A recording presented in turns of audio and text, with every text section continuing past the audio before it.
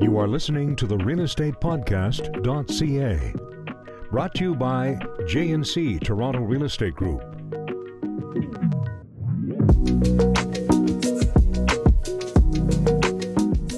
Oh, well, hello everyone, and welcome back to the realestatepodcast.ca. I'm John, one of your hosts, along with Nicole and Cheryl. We make up the jandc Toronto Real Estate Group based here in Toronto. Actually, here in our shed in Leslieville, Toronto, Canada. We started the Real Estate Podcast to share our experiences as Toronto realtors, the good, the bad, and the ugly. Our goal is to educate and entertain. This podcast is for anyone that's interested in real estate, from the general public, investors, enthusiasts, realtors, landlords, tenants, and more. We are real estate for the masses. And before we dive deeper into it, our disclaimer: the views and opinions expressed in this program are those of the speakers and do not necessarily reflect the views or positions of any entities they represent. If I can say this, I think sometimes the views and opinions of us might not represent us tomorrow. That's true. Changing viewpoints are kind of a given when it comes to our team. And also, you never know what's going to happen tomorrow that changes what we said. So yeah, today's episode is called So You Want to Be a Realtor. Cheryl, how many times have we heard, "Oh, you're a realtor. I was thinking of getting my license." What do you usually say? Is the question how many times have I heard it, or is the question what do I usually say? Let's call it a two-part question. Answer the a first lot, one. because people have a false assumption that it's an easy job and you can make lots of money and you can run your own schedule. I mean, you can, but if you want to be successful, it's all the time. Yeah. And what I usually say is probably different than what you two usually say. Yeah, let's go through what everybody says. Sure. I'm like, same as cruise ships. Don't do it. And not as your disclaimer, it's not because I don't love my job. It's just because I know how hard it is. Yeah. It's not for everybody. No. It's so funny. It goes to all our personalities. So you say don't do it. I say, oh. And then I let them talk more. And then you decide if it's worthy to tell them how hard it is or what you have to do. I think a lot will depend on what they say as to why they want to become a realtor, right? True. Yeah, so you get to choose your own hours. You make great money. Like, we're going to cover a lot of these points that are positives and negatives and misconceptions. I hear a lot, and I can see how people would think this, but I really like houses. It's so little of it. It's such a smart. It's such a smart part of our job. Honestly. A small part of our job. Hey, I live in a house. Yes. So I should be a realtor. Yes. I love houses. We have to know houses. We have to know the ins and outs of what it takes to build a house or what to look for in a house. But you're right. It's such a small portion of what we do because we're entrepreneurs. We're self-employed, and there are so many levels of what it is that entails our job. And we're going to dive deeper into that, the entrepreneurship part. Can I ask you? Sure. What do you say?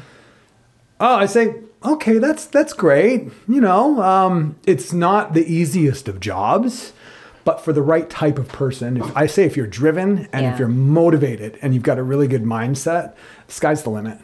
However, there's a lot of people that I know that would not be great realtors, including some of our friends, family members, colleagues, clients that I don't think would be a good fit. But hey, who am I to judge? Mom, you would not be a good realtor.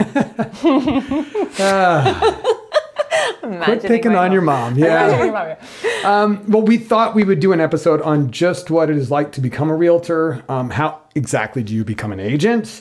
And we get asked all the time, what is it like? Do we like it? And there's a lot of people that have said, I was thinking of trying it out. As soon as I hear trying it out, it's like, okay. You got to kind of be all in to make it work. Exactly. Is that while you're going to be doing your regular job, as a marketing person or tech or IT or car salesman or a plumber or electric? Yeah, exactly. Did somebody from Bell Canada? How many Bell Canada people do you know? So we're going to be brutally honest, give you some pros and cons, and of course we're going to give you some anecdotes just for shits and giggles. Well, our experience, right? Because I think all of us decided to do it for different reasons, and all of us had different assumptions on what it would be like, and it's a wild ride. Our journeys have all been a little bit different. It is a wild ride. I think all of us can say without a doubt, although we're different people, we've all had a wild ride. Yeah. Completely different from one another. And if we had 4 or 5 other realtors, their journey and their story would be totally different. Absolutely. So, multifaceted. It's not a one-size-fits-all job. No. right? And which is, I think, why people think that they would like the job. yeah, and there are people with very different personality types to ourselves, different friends and family groups, different business experience that can become fantastic realtors. Yeah. You know, Yeah. you can have a wide variety of skill sets that can be beneficial to being a realtor in certain areas. But at the top, I think you have to have entrepreneurial mindset. Oh, yeah. You have to be driven. For those of you that think that we're just door openers, and I do get some people that say that, I want to talk just a little bit about some of the hours that we have put in. We covered in our holding offers video that we did, and also our holding offers podcast, which was episode 2, that it can take a few hours to do comparables before even deciding to book showings. And that's if we're working with a buyer client, to see if, you know, a client sends over 10 or 15 properties. You know, you have to have a deep dive into those, maybe before you even choose to go and see which ones you're going to look at. And that can be hours. By the way, how many properties did you show last week? I was just saying Nicole? to John, so I haven't counted the 7-day, but in 5 days we did 51 properties. Okay. And never mind even just doing comparables, but silly stuff that you don't think about, like Google mapping the route and then trying to book it and then getting bumped on confirmations and tenants and this and that. And even that would take hours, right? So even if you say 1 hour for travel and showing time, 1 hour maybe for prep and comparable time, that's already 50 hours, and you haven't even decided, or your clients haven't even decided if they like any of them. Right. Yeah. And then if they like them, then what that entails. That's right. We haven't even started yet, really, right? We're still at the door opener phase, and it's already been... Yeah. And that's, you know, comes to the territory. That's part of being a realtor. Sure. But I want folks that are thinking about becoming a real estate agent to realize this. Cheryl is our numbers queen, as we all know. And we were just doing some tracking with a couple that we've been working with for over a year now. And how many properties have they sent over to you that you've actually done some comparable work on? I wasted a couple of my hours a couple of days ago because we're at a point where we need to have some difficult conversations with them on how many houses they've sent over and wanted more information on, wanted to know if it was going to sell in their budget, wanted to know if there was a home inspection, et cetera, et cetera. This is just me going and searching their email address in my email and going through quickly. So I may have missed some, but 170 properties that we've done information. And a lot of times I can say to them by looking at it, this isn't going to fall in your budget, or this, you know, dependent on whatever they've said to us about what their wants and needs are, like maybe this doesn't, you know, fit your wants and needs. So a lot of it is showing them why. Yeah. So you do still have to do those comparables and say, this is the reason why it's going to sell outside of your budget, or why it's not going to fit your wants and needs here. Yeah. So 170, that was what they'd emailed over. We've shown them, I think, 40 or 50. We've offered on 10. And unsuccessfully, more to do with their risk aversion of wanting to come in. We might be able to figure out exactly what a property is going to sell for because we've had good communication with the realtor, and they're not willing to code that amount because they are afraid for whatever reason. So we're talking about hundreds and hundreds and hundreds of hours. of We don't want to go too deep into that. Sorry. No, that's fine. I think that gives us carried away. But that gives us an idea of, and Cheryl's been an agent for about 7 years now, so she also has the experience of being a numbers driven and oriented person that she can have a quick look at doing comparables for a new agent. Good at it might take you a couple hours to look at 5 okay, that's fair, properties. because we talk about it being 30 to 60 minutes per, but a new person, it's going to take more. And what if you don't know the area very well? You've got it, because every neighborhood, like some streets are going to sell better than others, some are going to look better than others, and it takes time to kind of dig deeper on that, even if you live on that street. Absolutely. So that's just touching on, you know, working with the buyer and those kinds of hours that are involved. But let's bring it back around to just a couple of the points with regards to becoming a realtor in our market, because we're here in Toronto. There are over 70,000 Toronto Region Real Estate Board members. So that's 70,000 plus agent. Is competitive. So, you know, there's 70,000 of us, and there's only so many clients, there's only so many transactions and purchases and sales that have every single year. So for somebody that's coming in brand new, you're also in many cases going up against 2 or 3 or 4 realtors that people might be interviewing to work with them first, without question, as a seller, if you're going to list the property. And in some cases, buyers will interview multiple. Not even interviewing. I think your choice becomes endless. Yeah. You know, you don't, as as a consumer, necessarily understand what it takes to be a realtor and what a realtor, their job entails. So you don't know that if you're choosing, your friend who just got their license or the popular agent in the area or Aunt Sally or whatever it might be, you don't know what their level of experience is. Good old Aunt Sally. Here we are again. Aunt Jane. Yeah. That's whatever, Uncle Frank. Yeah. But you don't know, because it's confusing to the consumer on what exactly you need to be looking for in a realtor. Yeah. Yes, because what do we do? It's not really that clear to people. No. It seems like, anyone, Aunt Sally can open a door just as good as anybody else. There's no job description. Because There really isn't. It's not just a cut and dry. And because we're self-employed, everybody Totally. does their business different. Absolutely. I'm going to get to that. That's a very good point. Just a couple of points along.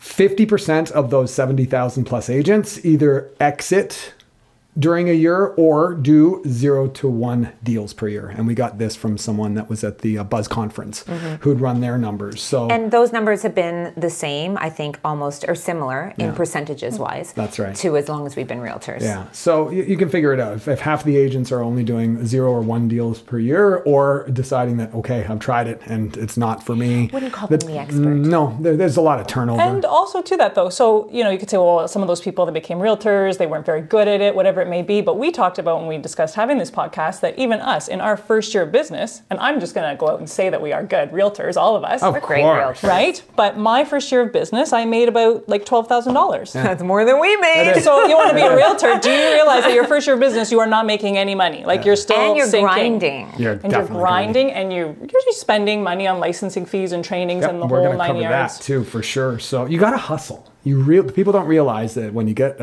your license, it's not like these clients magically show up. And you've joined a brokerage, they don't magically provide you with, leads, potential clients. I think that's a big one to talk about. We will talk about that later on for And sure. remember that we're self-employed. Yeah. So when you're first starting any business, usually what the government allows the first couple of years to show a loss. Yeah. It's the same with real estate. Because even though you made, say, we made like 7,000 or Yeah. something our first year. Yeah. How much do you think we paid out for your More. marketing, for your license? Well, I think just your licensing fees, Exactly. just all of the Treb and Rico and all that stuff, I think was 4 or 5 or 6 or 7 or 8,000. Yeah. It was our first year, so we had all the initial fees, That's right. That's right. Plus, you're paying off your courses still. Yeah. You haven't been working Yeah. because you've been taking the courses. That's right. Or you've At been least working most part-time. people. Yeah. We all decided to get into real estate full time. So, and we recommend people that want to become a realtor. Want we to have become that a successful realtor. Successful realtor. We have that candid discussion with them, saying, okay, are you going to concentrate on real estate full time, or are you going to try to juggle multiple careers while trying to grow a business? And it's not like you're just getting into a career; you're starting a business. Because I have it here multiple times in my notes that you're an entrepreneur and you're running your own business. There's costs involved. You should have a business plan. You should have really good training. Now, when it comes to the training aspect, it starts with taking all the courses and getting Very your useful license. courses. The barrier to entry in this segment in this job segment is very low. It's very low. We've all taken the courses. I know that's changed a little bit since when we've done it. It's now at I've Humber. heard it's in some levels it's more basic. They Yeah. do have that I don't know what it's called, but when they do the Articling? No, it's when you hands-on experience yeah, kind of it's idea? that kind of Yeah, thing. yeah. I wish they had more of that because I think there has never been a realtor I've spoken to personally who has come out of those courses and went, I'm ready, I learned all I need to learn. All you really learn is basically you don't Meets want to and get bounds. Yeah, you don't want to get sued. there's very little practical training in the coursework. There We learned really about is. farmland that we knew we would never ever. We in Toronto, but Yeah. obviously they're doing training for agents all across Ontario. So Yes. there's going to be a lot of rural agents as well. They're not going to be dealing with condos like we Can are we here in stop the calling city. it training? I don't think it's training. No, it's it's not. just getting a license. It's licensing, yeah. Yeah. It's And so courses. we've talked about, and most people, you come out of those courses, you go to write your first offer. Yeah. You don't know how to write the offer. You I don't cried know my what eyes out. papers Yeah. you Yeah. need. If someone's not there to help you, you don't have the right papers. We often know when a new agent is offering on one of our properties because they send us all the wrong papers. Yeah. The right ones too, but extra ones they didn't Yeah. need to send us. Yeah.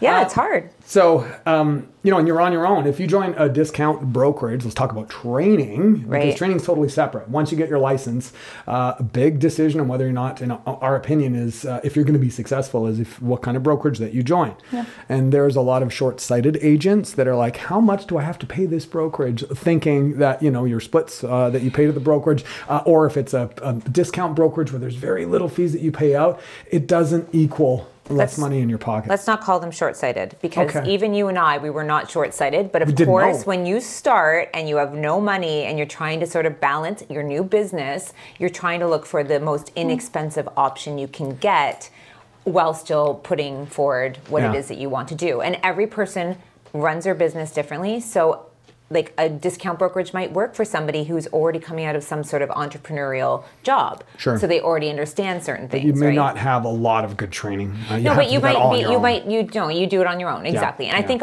some people do get into the business and understand that they're going to sign up for coaching and they're going to go do the Buffini or the Tom or Mike Ferry. Like they're going to do those trainings on top of whatever it is they're paying their brokerage. So not everyone looks for training within their brokerage. So I don't think that short-sighted is the correct word. I know that you're speaking in terms of the majority of the people we know. Yeah, exactly. But you're kind of on your own a little bit more for the most part if you join a discount brokerage, unless you have some people that are already agents that are close to you that could be a good mentor that could walk you through it. And but not everyone. Masterminds that are like from apart. And we'd recommend join these masterminds. Seek out experienced agents if you're going to start your career in real estate, because that training, that mentorship, that camaraderie can really help launch your career and make you a happier realtor as well. We belong to a couple of Facebook groups that I think are great communities. Yeah. We don't use them ourselves, but we see people helping each other all the time on those Facebook groups. Yes, that's true. I'm new. I don't have a mentor. How do I do X, Y, and Z? And do you think, send me an email. I'll help you out with that. Absolutely. And do you think most new agents will be helping out friends and family members with their first couple transactions? I'm saying most. And they may not have the experience to deal with a $2 million sale, difficult property, commercial. Yeah. So how confident are you as the consumer to be using someone that's licensed and brand new if they don't even have that experience? You're dealing with millions of dollars of responsibility, your largest financial asset. To have that in the hands of someone that's brand new, it's going to happen sooner or later. New agents are out there. We were new agents at one point in time, but if you join a good brokerage or you have good mentorship, you can lean heavy on those people with their experience. So your point being, once you are new and you're licensed and it doesn't automatically happen, don't expect that maybe the consumer is going to trust you yet. Right. You've got to sort of build that trust up. Yeah, because we hear it a lot. People want to get their license just so they can do 1 or 2 deals a year for family members. You're not doing those people 1 or 2 deals a year. They don't necessarily have the knowledge or experience to be competent in my opinion. It might be fine, but what if it isn't? Yeah. Right. And what if it isn't? Means it could be litigious lawsuits, opening yourself up a big can of worms. And just not doing the best. This is your family member. These are people that you care about. Don't you want them to get the most amount of money for their property? Totally. Can I don't know if you have this on your list, but we were talking about what it means to be a realtor. Do you think that there's a general perception that, back to we open doors and it's just about houses, people assume listing agents, you're selling a house. People don't talk as much about the buyer agent and buying a house. Like people are always assuming, there's one you're agent. selling a house. Yeah, you're selling a house. Yeah. True. I don't even know if everybody realizes. I didn't realize it before I was an agent. Yeah, we've seen people that don't realize There's 2 agents that account for the majority of the transactions. Someone representing a buyer and someone representing a seller. For a good reason. But so do you agree that most people just assume, because staging, all that kind of stuff, they put real estate, it's mostly listing, not thinking about the buyer agent, not even thinking about the landlord and tenant agents, which those exist as well, right? And I think the majority of transactions done by new agents tend to be working with buyers as well. Or tenants. Yeah, that's just it. Leases. When we're talking about, how did we make these $12,000, $7,000 our first years? Mostly leases. Yes, the underworld of the real estate industry, but that's where people start. People need places to live. If they can't buy, they're going to be needing to rent. And there's landlords out there, investor clients that we work with that are going to need the help of an agent to get those properties leased out. And it's less pressure, because it's a smaller amount. It's more pressure. I was going to say, in some ways, it's more pressure. The emotional aspect, obviously, if you want to take good care of your client, it's just as stressful for a tenant, especially in the Toronto market where there's always low inventory for rentals. But from a perspective of learning, you don't have the weight of the world, that $2 million house on your shoulders, which, it's part and parcel. Emotional is such a big part of real estate for your landlord, your tenants, your buyer, your seller. But also there's this big thing that's called a huge chunk of your life savings, probably the biggest purchase or acquisition you'll make in your lifetime at that point. Big responsibilities, It's amazing to me when I think sometimes, and I think about people that don't really know what we do, and like it's amazing how much people that we just meet and they trust us. I don't know if they realize right away, but they are trusting us with so much money, and so it's their housing, it's where they live, it's their entire life, and it's very. I'm very grateful that our clients... It is. It's also something I think that when you're getting into real estate, it's not about pretty houses. Like there's a psychology to it of making sure that those people feel like they can trust you with that, and that we take that seriously. And I keep saying 2 million, but it could be 300,000. Yeah. But it's still a huge deal to somebody, right? Yeah. Okay. We could go on and on. This could be a 2-hour podcast, but I'm going to move it back along. Around, What do you think the hardest part of being an agent is, Cheryl? There's many, but What do we usually say? The first thing we usually say is dealing with other agents. Yeah, because that's For me personally, I like the emotional aspect because I think you guys too, because we're people persons and we're customer service focused. So that is hard. The management of doing real estate is hard. Learning about houses is hard. But dealing with other realtors the different levels, different experience, different ethical ways of behaving. Are they willing to work with you, or are they kind of working against you? Are they adversarial, or are they looking for a win-win? Yeah, and communication is key. And you know, there's agents that list $2-3 million properties. They don't even have their phone number on the listing, or they don't do professional photos. Exactly. That could be a whole other podcast. But you said, what's the hardest part of our job? What was the answer? What do you say the same thing? No, I mean, I think that and I don't know what people I'm so curious. We should almost have like a random guess. Like, what do you actually think about realtors? But the hardest thing for me, and people think, well, this is just our job and we're just helping them, and they're bidding and they can't get a house and it's stressful for them. And the hardest part of being a realtor is like when we go home, we're not just like, well, day's work done, going to sleep. No. I lie there at night thinking about these people and thinking about their houses and thinking about things they didn't quite like and trying to get rid of that, like all those emotions you're absorbing. You can't live a regular life. Every week you're in some new, scenario where certain people you take gotta it home help with these them, people. and it's in the back of your mind a lot. So that's interesting to hear that that's one of the toughest parts you find. I think that's a good answer, actually, because how many times have I've cried over our clients not getting something. I've been up all night waiting to hear if we've got an offer accepted. The first year or two as well, if we had, say, a listing or we had an offer, you carry their stress. Oh my gosh, I lose sleep. You're trying to purposefully absorb it from them. Stomach aches, my ulcer acting up, right? Just because you care about your clients. Because part of our job is to make it a less stressful experience for them. So we're absorbing it from them. Okay, that's a good answer. Good answer. But you would say the realtors thing as well. Yeah, I talk about it all the time. Carry on. Yeah, some of the most fulfilling and enriching parts of the job is also working with great agents on the other side. Yes. Like having someone come together with you to bring a buyer and a seller together for a mutually beneficial end result, and it's very rewarding. It is. It's also very what's that word when you're like on the other end, you're like, oh, you think just like me. Win-win. When you find out, it's like meeting your husband. That sounds ridiculous, but like a listing as a buyer's agent. When you meet a listing agent, all of a sudden you realize you're actually on the same page. It's like, oh my gosh, I could just kiss you. We want a happy buyer and a happy seller. This is exciting. That's right. All right, let's talk about if you do want to become a realtor, what costs involved. And Cheryl, we're going to lean on you because you probably know how much each one of these are. There's board fees with the Toronto.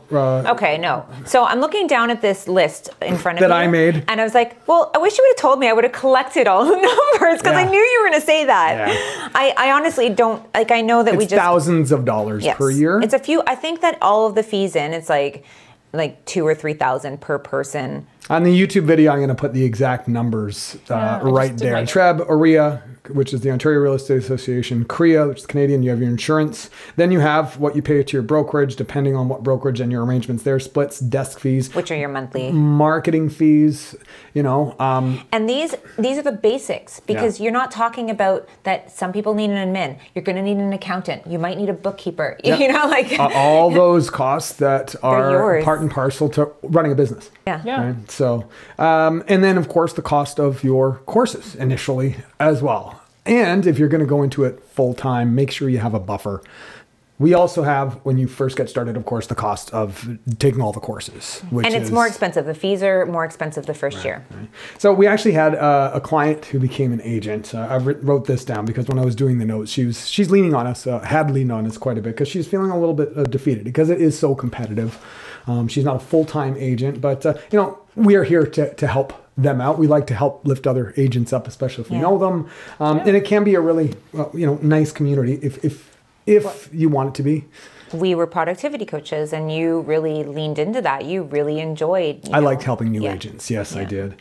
So let's talk about some misconceptions. Number one, you get to make your own schedule. How often do we hear that? Yeah, if your own schedule. Do you want to know what our schedules are? Yes, you want to just, really quickly. Okay, so I wake up, usually you get up at 5:30, I'll get up at like 6:30, and I almost always will go directly to my computer. Yeah. And I shouted her for that. I'm like, Cheryl. I need to like buffer some. Live, work, balance is always tough. But if we're really busy, generally as soon as I get up, until basically as soon as I go to bed, because you're usually doing something right near the end of the night. You might have days where you can take a couple of hours for lunch or dinner or go for a walk, but there are days where we work all the way through, and it's 7 days a week. For sure, there's seasoned agents that have been around for years and years and years. Oh yeah, that can have a little bit more flexibility. I'm really bad at work-life balance. Yes. So I should not be looked at as the average. No, but brand new agents, if you say no to stuff, like if you're not make yourself not available, exactly. Yeah. So you have to kind of. I want to say peaks and valleys, right? So when we say when we're very busy, but just as sort of a disclaimer, so we tend to be really busy, like 5 to 6 months out of the year, let's say, where we are literally working from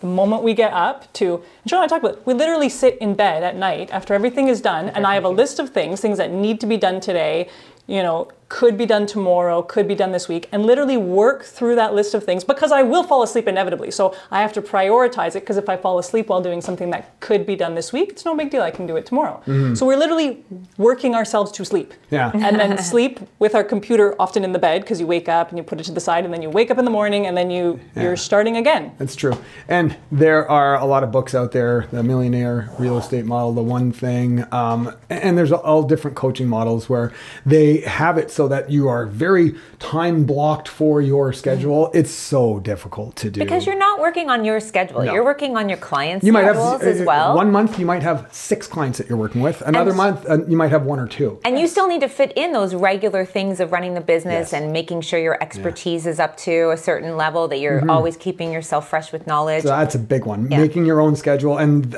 there is, again, flexible work hours. That's what people say. Sure, it is flexible. Yeah. You can work all night in the middle of the night. Every day. So flexible. Well, we're not 9 to 5. Flexible. That's the definition of flexible. You know what? Cheryl and I, when we've been super busy, we've been flexible in the fact that, we have to run and do appointments. We got a listing appointment. We got to do some showings. But then we're like, hey, we have 3-hour break in the afternoon and it's sunny, so we'll go sit on a patio. Yes. Right? So send Nicole a picture. Yeah, usually. And if you're a 9 to 5 job, there is no flexibility. Yes, yes, you're flexible if you can turn yourself into a pretzel, because we have to do that quite often. So we're saying this almost like as fear. Okay, you have to understand you are not really making your own schedule. You actually, what it is you have to have an open schedule and you get lucky and get breaks. We're trying to do this as a fearful tactic, but in reality, sometimes it does work very well in our favor as well, because you can make that doctor's or dentist appointment and book things around it. I'm very grateful that if Noah is sick, I can just stay home that day and take care of him. Stuff has to be rebooked, or sometimes he's got to ride around the back of the car, but...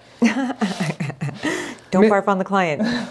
Misconceptions. This is another one. We'll kind of wrap up the misconception part. I think reality shows give a false preconception of the glamorous lifestyle. Yeah. It's not all sunshine and rainbows and driving Ferraris and $1 million, $2 million listings and transactions like you see on HGTV, $1 million listings, selling sunset. It's eating cold burritos in your car in the 7 minutes between showings. That's more like it. Or it's a hot burrito, but it's like not good hot. Like I might get salmonella, but I'm so I got hot because it's sitting in your car. Yeah, like always, you miss your workouts 3 days that week. You're snacking on protein bars you've had in your purse for too long. That for some reason smell like fish. Yeah.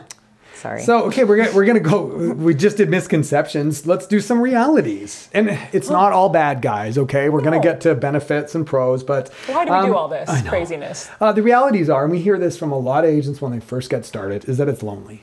Yes. If you're a one-person show for the most part, unless you join a team, and a lot of folks I will. forgot about that. But we hear that it's not it's lonely. really I'm not you're not lonely, lonely. but- Yeah. Were you lonely before you joined with us? No. Thanks. But wasn't that part of the reason why, is that you wanted more camaraderie? Yes. Yes, I knew I would be. At the very beginning, I guess at the very beginning, you're just so excited. And you're not lonely, you're spending so much time doing stuff and you're slow. And I remember being self-conscious about being slow. So you didn't really want someone looking over your shoulder. You want to get it. But once you do get the basics, yeah, you want to talk to somebody about. And it's competitive because we're all looking for the same business. Yeah. So it's hard to find, again, you get excited when you find people who have sort of a come from abundance, mindset, so that they don't mind sharing with you and talking about the things they've gone through. Yeah. And it's funny, some of these realities we've already covered just with In our our banter. conversation, But yeah. I'm going to go through these and then in a check. point by point. Check. And then if there's anything that you ladies want to add. Okay. So lonely. So lonely, there's a high divorce rate amongst realtors. Oh, yeah. Sure, yeah. It's true. And we'll touch on that. We know quite a few real estate agents who tend to drink a lot. Yeah. Oh. There's a high rate of alcoholism. We talked about the rate of attrition is very high. Which is also not good for your general mindset. Like No. it can cause depression. Like, what am I doing wrong? Yeah. And these are the realities. Many are part-timers, so you're dealing with part-time agents in many cases. Or if you yourself is a part-timer, it's difficult to really become successful. What How you much fun focus is on it being a expands. part-timer if you're working 9 to 5 somewhere and then you have to spend your 5 to 9 hours like I can't doing imagine. work? And there's agents talk about that's how they got successful, is they did have a full-time job at first. Yeah. However you do, right? You usually don't make much for the first few years, not Yeah. months, years. Yeah. There's multiple 16-hour days a week when you're busy. And, it's a good problem to have in some cases. It means you're busy. Yes. It means you're working hard. But If you have children or a family or man. a spouse that's not a realtor. hence the high divorce rate.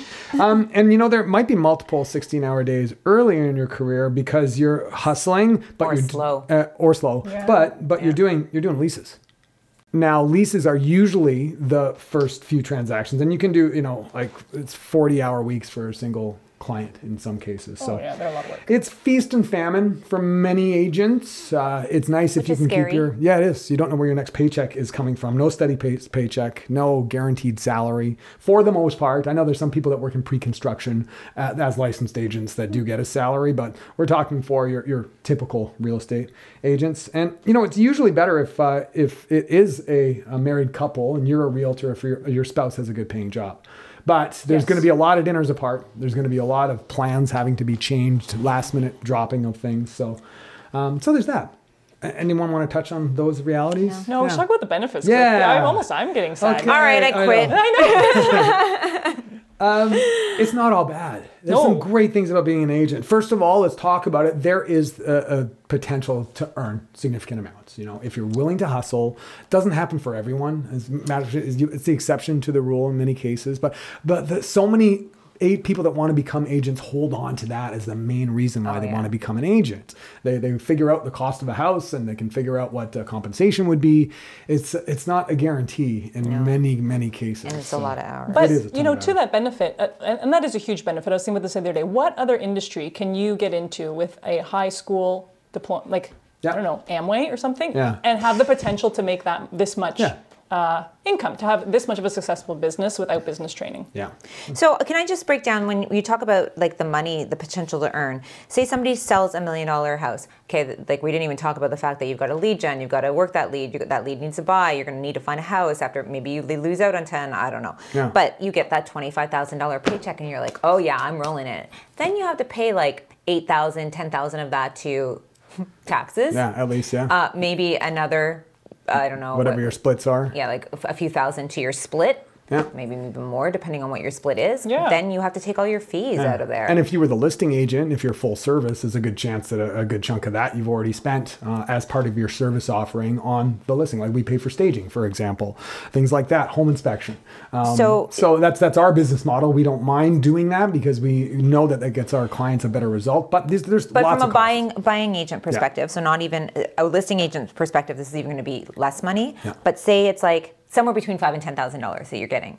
And that's on that one transaction that you've hustled your butt off for. Yeah. Now you need that to happen consistently, Yeah. which means you have to be busy all the time if you want to have that earning that potential to has, earn, for sure. So I think people need to understand that you're not taking home $25,000. No. You're maybe taking home 10 or less. Yes. Yeah. Another benefit, and I think this is a benefit, it's challenging.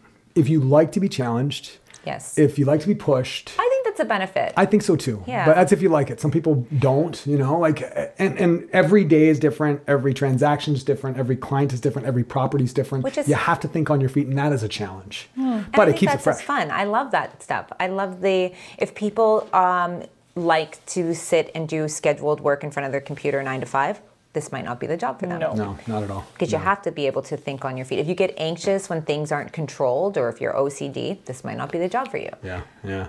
And if you like to deal with people, that can be a nice benefit. It's a people industry. Yeah. I think that it's not a benefit. I think that if you like people, If this you do. is a good And there's a couple agents that we know that don't necessarily gel with working with the general public every day. And some of them will work as a realtor doing pre-construction, for example, or investing and not being out as much in the day-to-day with clients and networking and Can I things tell like an that. anecdote? Sure. So this doesn't mean you have to be a super outgoing or social person, which both of you are very social by nature people, and you're both very outgoing and not afraid to talk. I am not like you two, and we've had these conversations amongst ourselves before.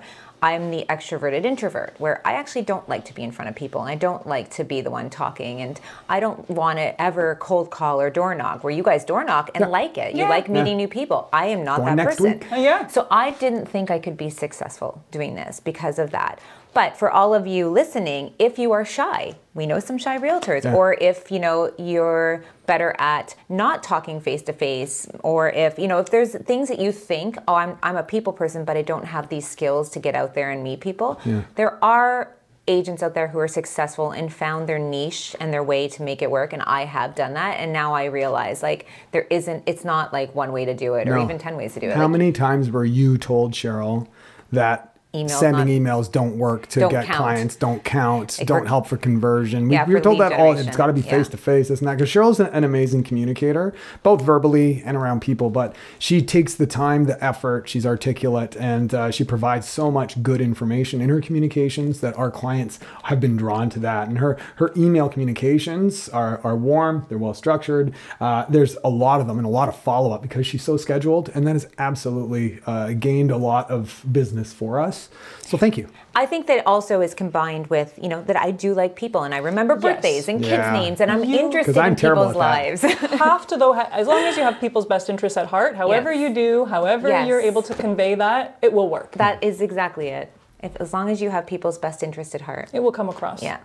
So we just finished talking about the benefits. Let's talk about the good and the bad. What I like, and I think that's good, is appreciative clients. It makes me feel pretty good when you have people that are really appreciative and convey that to you and thank you. And you've made a difference in their life, finding a home for them, whether it be renting, whether it be buying. Maybe it's not appreciative clients because obviously we would hope that most people would appreciate. It's clients that you feel their happiness, because as the same as we take on their stress, when they're excited that they've just bought or sold or rented even, you feel that excitement, and it's the thing that warms you inside. I just helped somebody and look at how happy they are, and this is the best feeling ever that I got to share in that. Totally, yeah. And we've gone by and dropped, even for some of our lease clients, dropped by a little bottle of bubbly. And they have a bottle of wine for us. It's like, oh my God, you did not need to get us anything. And so you get the warm and fuzzies for things like that. Not that we're expecting gifts from any of our clients. No, but you're also saying wow. it's a bit of a thankless job, because people make this assumption that we get that $25,000 and that we work no hours and we're flexible. That's all we care about. Yeah. Which I think a lot of realtors do not care about that stuff. No. But so when they go, I saw how much you worked, and I appreciate that you cared about me, and you remembered my kids' names or whatever. And how many of those clients that we've worked with for months or sometimes years, you develop a relationship with them, and some of our clients, many of them, have become good friends. Yes, you can't. It's the trauma bond, guys. It's Toronto. It's hard to get a house, and I was thinking about this, whether clients they just end up trusting you and do what you say, and you're able to get them a house, and you're like, you don't have any idea what happened to you, and I'm so glad we were able to work together and make this work. Or they get every single part, and you're like, you could be a realtor now. Both of those people realize, this was one heck of a job, and Makes The me so happy. trauma bond. The trauma bond. That's my new love it. thing. That's why we're so attached, I think, to our clients, because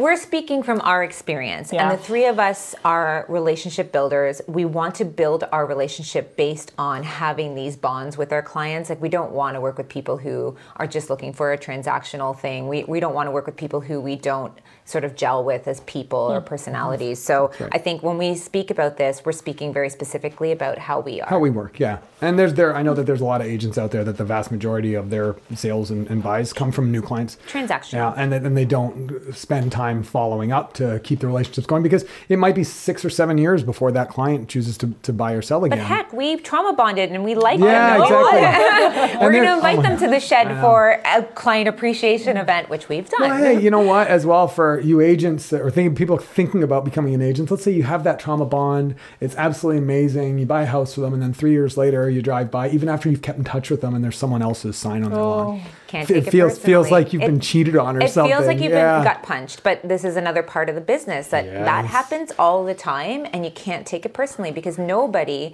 is thinking about what we are going through. They're thinking about what's best for them. And they don't owe us anything. They We say don't that owe us all the anything. time. Yeah. But you said gut punch. It feels like a gut punch. And I want to talk, we've done the good, a couple of the bads.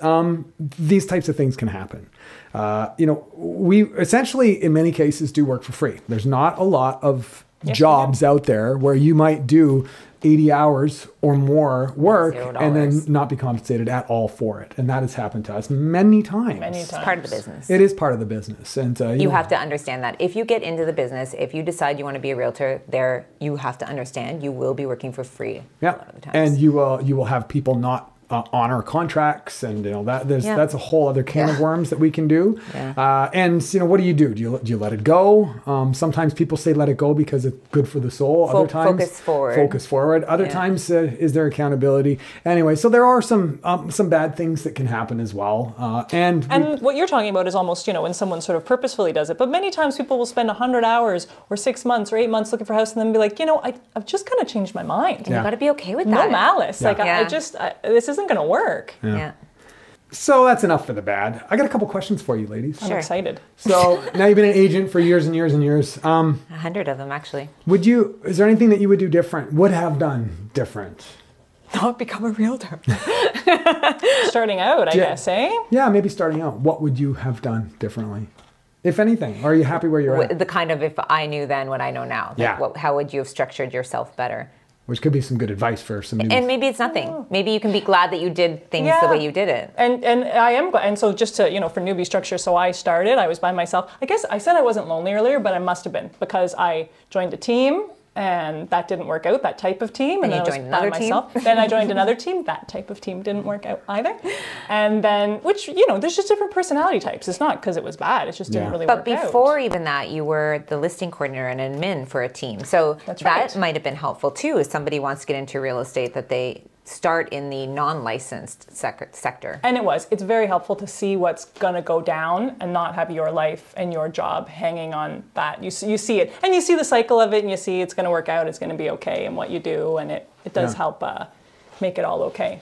But no, I'm very happy. And then I forced John and Cheryl to work with me, and all of those were good decisions. All of them. So you wouldn't do anything differently? Nope. You'd still start out in an admin role. You still would go through the trying out teams to see what worked. Because those helped me really figure out what did and didn't work. This is a good fail forward because you're going to fail a lot as long as you take that information and make sure you can use it going forward to make yourself a better person, a better agent, whatever it might be. What about you, Cheryl? What would I do different? Yeah, would you do anything different? I don't think so. Okay. I think that because I have such terrible work-life balance, I would have tried to figure out how to balance time blocking a bit better. I don't know, because I don't know. Yeah. That's the only thing I think I have the most issues with is that there have been so many times where I've lost myself in this job because I'm trying to do such a good job for our clients that I forget that I also need to take care of me. First. And had a couple breakdowns over the years that I, looking back now, I'm like, how could I have avoided that? Mm-hmm. Yeah. I think that if I were to do anything different, I probably would have concentrated a little bit more on geographic farming, starting out. Yes. Maybe a few years earlier than what we're doing. But earlier, because when we first started, we were living on the Esplanade, we've moved and around. you couldn't have done that. Yeah, that's right. Do you have any big misconceptions that you remember when you first got started? Misconceptions. Yeah. I just remember, and I've heard this misconception a lot, so maybe now I'm remembering more because I've heard it, but people, and I've already sort of said it, that, oh, I like houses, like being a realtor has something to do with, I mean, of course, it has a little bit to do with houses, but it has to do with like being people's therapists, being people's lifeline, being people, Accountant. you know, being good at emotions, being good at Scheduler. statistics, being good at schedule.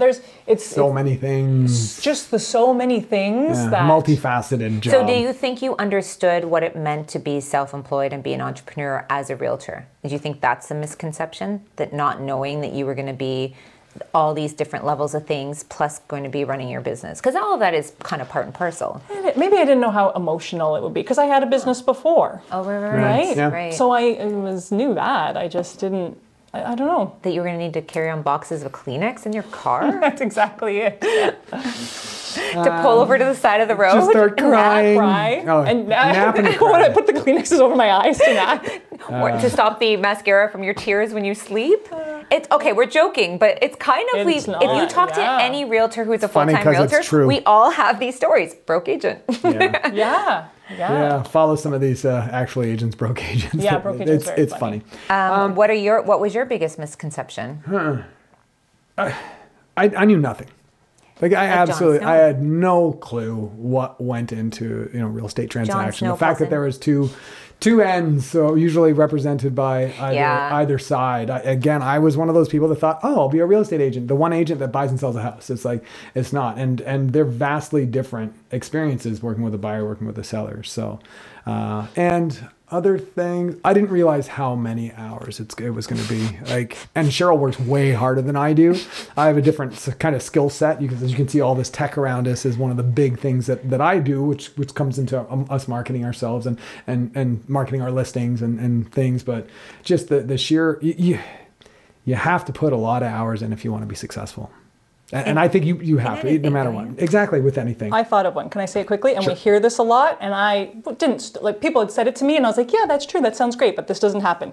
If people think, okay, you're making your 2.5%, and people are like, God, if I could just sell 2 houses a year, Yeah. that'll be a great, Oh and my sure, it would God. be if you weren't paying all your splits, and if that were actually possible. Yeah. No one's selling, they're selling, like, no houses and doing a few leases, either- or they're selling lots of Yeah, houses. or they're selling 20. Yes, there's no in between. Back to your here. stats, you didn't talk about, you said 50% do 0 or 1, but there's like literally the top 10% do the majority of business, and I did have right? this. The top 10% do about 80 or 90% of the business. Right. And we come across the same people over and over again Yeah. because we're all full-time And to active break realtors. into that takes years. Yes. So something to think about. Do we have any regrets? Or is it no regrets? No regrets. I would like to go to the washroom. I'm kidding. No. Oh, okay. Sorry. Doug's regretting helping us do this podcast. Thank you, Dougie. Dad, I should say. Yeah, but because we're going to go to takeaways after. If I like to say no regrets. We're here. I have none. No, I have none. I mean, if anything, the only regret I'm like spinning around in my mind is like before I started working in real estate, I wish I had paid more attention to the market. I feel like I only really started paying attention 6 years ago, and so when people reference stuff before that, I feel a little, I mean, I can look at statistics and the stories, but I feel a little inadequate because I wasn't really paying attention before. And so, I don't know, it's a random regret, but I wish I knew more before I started. Right. Do you know, I want to go, because I didn't answer the thing about the misconception. I remember when we first started and just not understanding why there were, like, the same as that we get contacted. I saw a listing on your website. Yes, but it's the MLS feeds all of the websites. It's so confusing for the consumer. Yep. And I was like, I don't understand what this means and how to like break into a brokerage. I don't even know how to sign myself up. What do I do? Where do I park my license? I don't get it. How does it work? And I don't think that was a misconception. I really, truly was like fish out of water. And as you know, I wasn't as, and maybe this would be a reverse regret. I didn't want to be a realtor. I was worried about working together still. There were all these things. I was like, but I don't know what I want to do. And we're already have the ball rolling. So we'll see where this goes. And I know I'm a hard worker and I know I'm driven. Yeah. And I was afraid of the people person stuff and knowing that I was a little introverted. I have a reverse regret. I am so happy that we chose this because I didn't realize how much I love relationship building, how much I love statistics. I didn't realize I was that much of a numbers You're great person. at it too. And I like, obviously, like the design aspect and all of that too. So yeah. Thanks for that, Cheryl. Okay, so let's talk about maybe some takeaways. I want to touch on this for all those people that think that becoming an agent means that you get business handed to you. You don't. Yeah. You don't usually get new clients, leads passed on to you. You have to, the biggest part of the job, in my opinion, and most people say, is client acquisition, getting lead generation. You have to do that. You may, if you join a team, a big team, have them pass some leads on to you. You still have to convert those leads. You still do have to convert them. And if you join a team, you also have to pay considerable splits to that. So that's definitely something to keep in mind for those people that are thinking of becoming an agent. Yeah. Other takeaways, it can be very lonely or not. Right? It can. If you're a people person, I think you can choose to if you're outgoing, if you join a good brokerage with mentorship. I think though, if you're taking the averages, most realtors would talk about the lonely aspect and how they've overcome it for themselves in their business. Yes. It can be very rewarding. Or not. Here's another takeaway. Yeah, you know what? 10% of the agents doing 90% of the business, and they're the ones that have been there. It's hard to break in, and usually it takes 2 to 3 years before you're making. It probably usually takes more than that. Yeah. Like that was sort of our experience. Oh, it takes 2 to 3 years. I'm sure there's people out there it's taken much longer. Yeah. It can be a lot of hours, or not. But usually, and when we say successful, if you want to be successful, it will probably take a lot of hours. But success means something different to every person. I think a successful business owner is somebody who is making the comfortable amount of money that they need in order to run that business and sustain their lifestyle or have their work balance or whatever. Yeah. But you still you're not going to probably have a successful business if you're only doing 1 or 2 deals per year. And I think this is the biggest takeaway for all of you listening, that you, as a realtor, are an entrepreneur and a business owner. Yeah.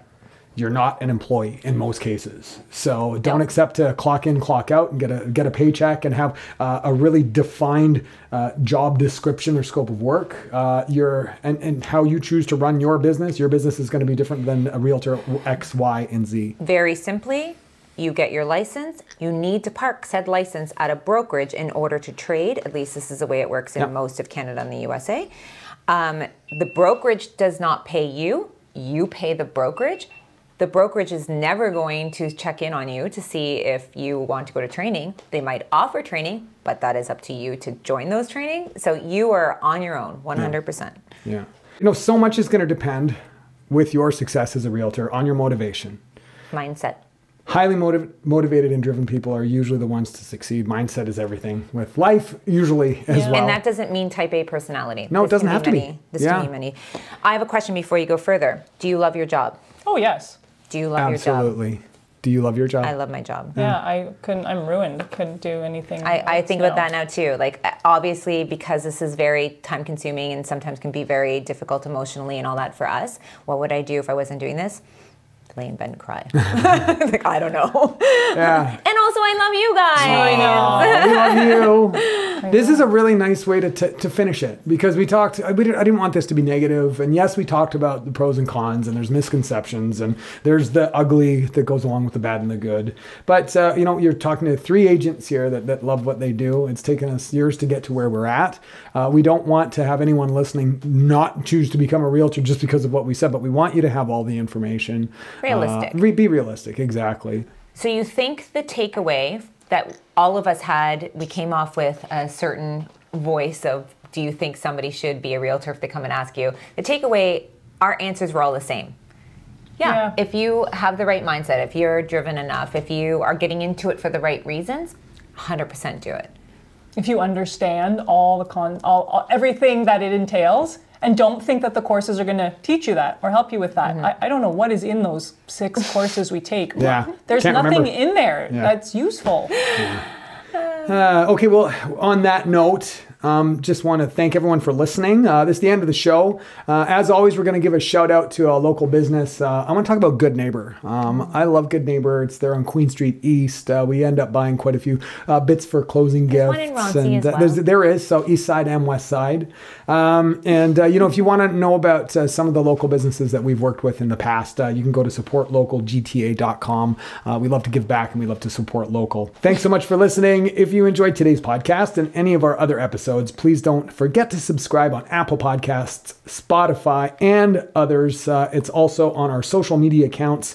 Facebook and Instagram and YouTube is at jandc Toronto Group. Most importantly, you can find out all about us and access our podcasts and additional content at therealestatepodcast.ca. You can find out more about us if you knock on our door and start asking us questions. You could do that too. Drop us an email. Slip into our DMs. I don't know if we know what that means. No, I'm not sure we should say that. You're dating. Don't you know that? Somebody please call us and tell us what that means. Yeah, we're too old to know what that means properly. All right. Thanks again, folks, and we'll see you on the next one. Bye-bye. Bye. You have been listening to therealestatepodcast.ca. Visit our website for more episodes and follow us on Instagram, Facebook, and YouTube at JNC Toronto Group.